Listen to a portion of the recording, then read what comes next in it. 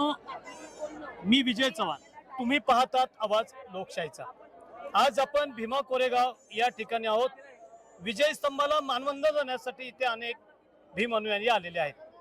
इथं पुस्तकांची जत्रा, माणसांची जत्रा आणि भावनांची यात्रा भरलेली आहे आणि इथं जनजागृतीचं सुद्धा काम सुरू आहे।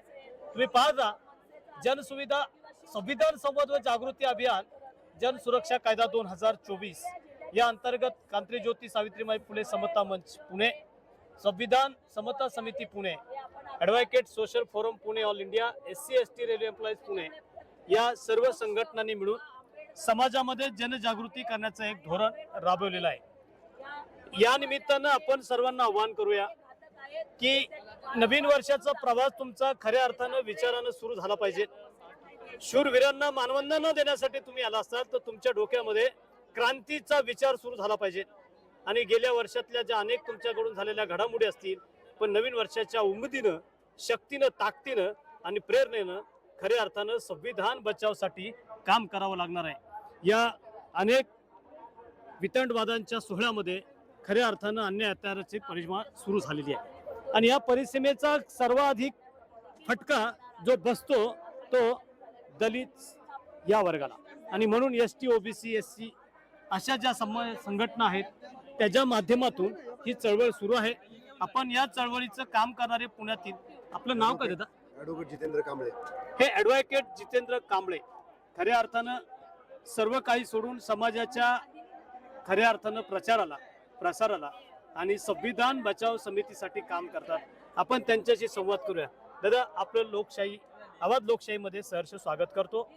मला सांगा, हा स्टॉल इथे एवढ्या सगळ्या लोकांमध्ये तुम्ही एक वेगळ्या पद्धतीनं आयोजित केलेला आहे, तर काय तुमचं धोरण आहे? या आजच्या शौर्य दिनी महाराष्ट्राच्या कानाकोपऱ्यातून जो जनसागर आंबेडकरी अनुयायी या ठिकाणी आपल्या शूरांना शौर्याचं प्रतीक असणारा जो विजय स्तंभ आहे, या विजय स्तंभाला ज्या शूरांनी, ज्या शूरवीरांनी आपल्या अधिकारांना, आपले न्यायदत्त अधिकार जेव्हा पेशवानी नाकारले होते, म्हणून ते अधिकार मिळवण्यासाठी, समतेसाठी इथली पेशवाई त्यांनी या भीमा नदीच्या तीरी गाडली आणि या भारत देशामध्ये समतेची मुहूर्तमेढ रोवली। म्हणून हा जो अनुयायी आहे, हा या स्तंभाला, या शूरवीरांना मानवंदना देण्यासाठी येत असतो। या ठिकाणी अनेक स्टॉल आहेत, पुस्तकाचे स्टॉल्स आहेत, छोट्या छोट्या वस्तू विकतात, बाबासाहेबांचे फोटो विकतात। परंतु आज संबंध महाराष्ट्रावर एक गोष्ट प्रकर्षाने आंबेडकरी अनुयायींच्या लक्षात आहे आणि ती आंबेडकर अनुयायी निश्चितपणे त्या गोष्टीवरती अंमलबजावणी करत आहेत।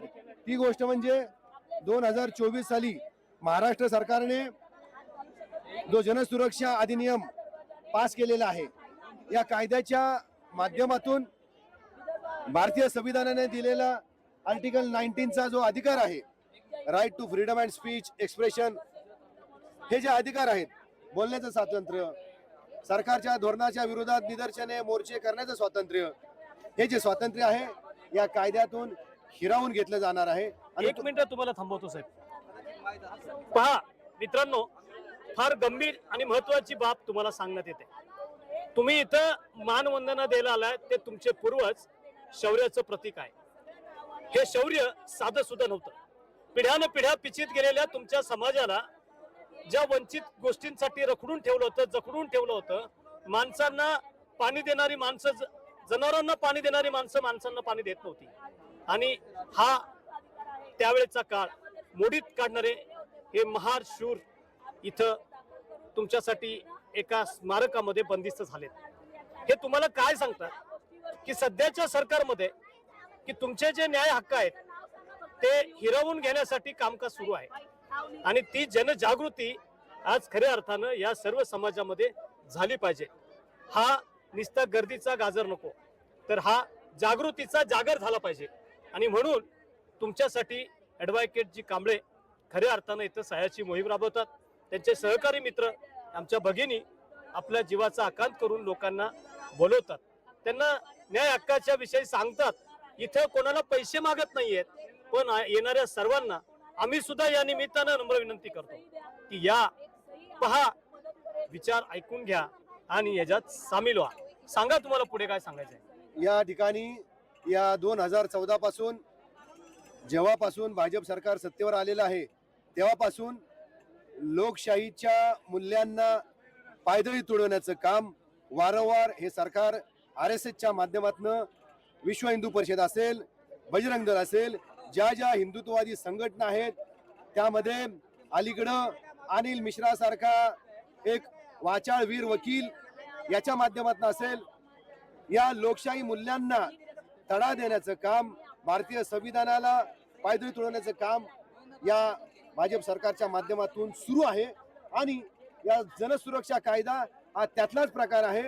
लोकशाही आणि भारतीय संविधानाने दिलेले जे मूलभूत अधिकार आहेत हे अधिकार हिरावून घेण्याचं काम या कायद्यामुळे होणार आहे.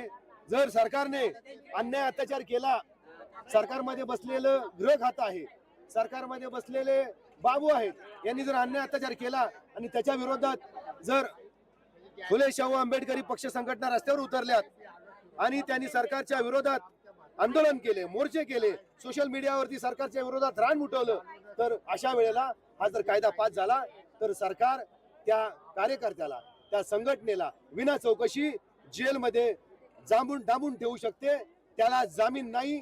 आणि अशा पद्धतीने आंबेडकरी चळवळी संपवण्याचं काम, परिवर्तनवादी चळवळी संपवण्याचं काम हा कायदा करणार आहे. आणि त्या पद्धतीने आपण जर परभणीला बघितलं असेल, त्याच पद्धतीने कॉम्बिंग ऑपरेशन करून त्यांनी झलक दाखवलेली आहे.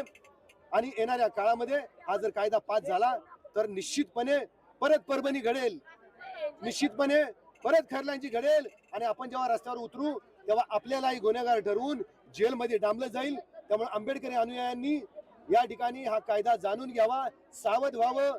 राजकारणाच्या या सध्याच्या वातावरणामध्ये हा कायदा पण अबाधित राहावा. जो कायदा आपल्या संविधानाशी सुसंगत आहे, जो कायदा आपल्या फुले आंबेडकरी विचारधारेच्या विरोधात आहे आणि त्या कायद्याचं समर्थन करणारे पक्ष संघटना असतील त्यांना अजिबात मत देऊ नये. नाहीतर तुम्ही त्यांना मत दिलं तर हा कायदा पास होणार आहे आणि तुमचे अधिकार संपुष्टात येणार आहेत. मित्रांनो, फार गंभीर अशी गोष्ट त्यांनी सांगितलेली आहे. सरकार जे नवीन विधेयक आणतंय, जे पास करणार आहे, त्यामध्ये तुमचे न्याय हक्क अधिकार बुडणार आहेत. समाजातल्या चळवळी ह्या नेस्ताभूत होतील आणि धर्मांड मानतंडाच्या चळवळी या फोफवतील. आणि परत एकदा अशा स्वरूपाचं एखादं शौर्याचं प्रतीक उभारण्याची वेळ येईल का, हा प्रश्न जर उभा करायचा नसेल तर आज आपण जागृत झालं पाहिजे. सर्वांनी मिळून या मोहिमेमध्ये सामील झालं पाहिजे आणि यांना आपण प्रत्येकानं सहीच्या रुपयाने कोणा साथ दिली पाहिजे. पण आम्ही तुम्हाला एक गोष्ट मुद्दामून नमूद करतो, बाबासाहेबांनी असं एक संविधान दिलेलं आहे की जग तब सूरज चांद रहेगा, बाबा तेरा नाम रहेगा. या संविधानाच्या संदर्भात जेव्हा जेव्हा छेडखानी होईल तेव्हा कांबळ्यान साहेबांसारखे आणि अनेक दलित, अनेक संघटना या रस्त्यावर उतरल्याशिवाय राहणार नाही. हा सूचकता, एक संदेश सुद्धा या निमित्तानं आपण सरकारला देऊ शकतो. तुम्ही पाहत राहा आवाज लोकशाहीचा.